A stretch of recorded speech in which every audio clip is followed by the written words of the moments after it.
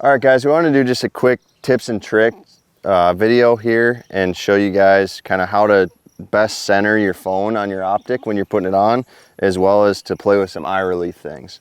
So as you saw in the previous video, I put the 70 eye relief spacer in here, and that works for this setup, but it's actually maybe a little bit too close. So I'll demonstrate that right now.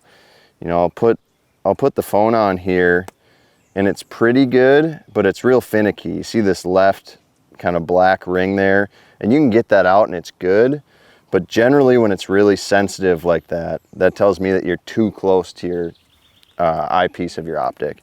So to change that, you know, I'll take my phone off, and we can actually just take the adapter off here and basically replace the eye relief ring.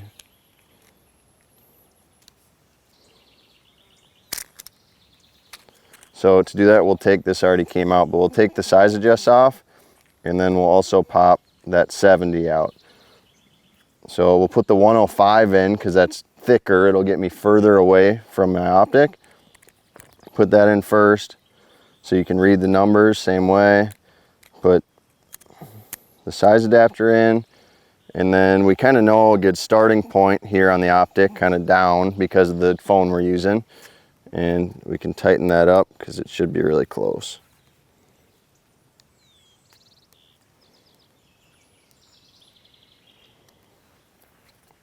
So we take our phone back out, put it on camera.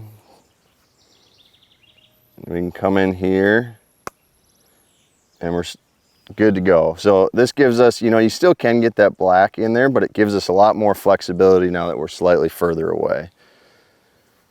So that's kind of how to adjust your eye relief. And then there's a few other tips and tricks. They might be hard to see outside here, but I'll try my best to show them. So the easiest way to make sure you end close to center when you're putting your phone on there is I like to turn the grid lines on my camera.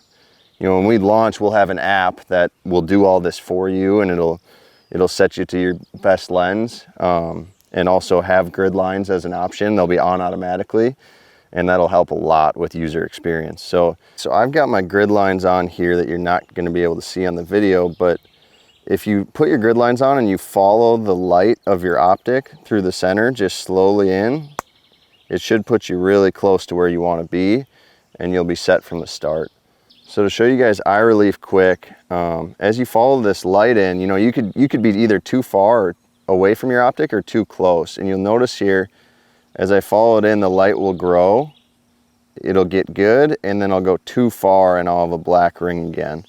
So if you notice you're coming in and you never get to full screen, you're probably too far away from your optic. But if you get that full field of view and then go past it, you'll know that you're too close. So you'll want a bigger spacer in that scenario to get you back to the right distance.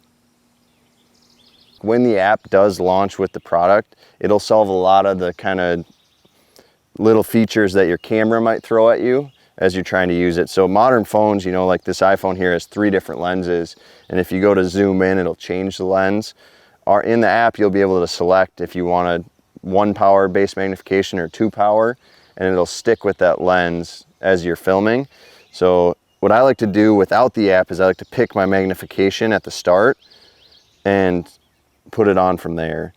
So as long as you pick that, you know, you'll notice if I zoom in past 3x here, it'll want to change lenses and it won't work. So I'll have to pull it back off, and it's a little more sensitive with 3x, but we'll start again here and then we're good. But if I went back to 1x, it would change. So your camera might play with you a little bit in terms of lighting and focus as well. The app will solve all those problems, but for now you kind of got to know when you're using your camera app on your phone, just pick the base magnification, go in and set it from there. Don't try and adjust that once you're on the optic.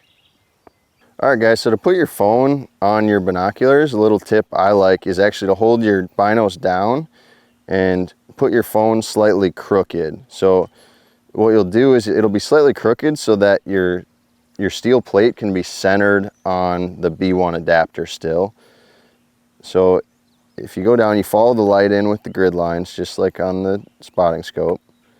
You'll get it on there, and then when you hold it up, as long as they're centered here, you'll be able to actually turn your phone and be horizontal like you want to be, but your binos will actually be slightly off.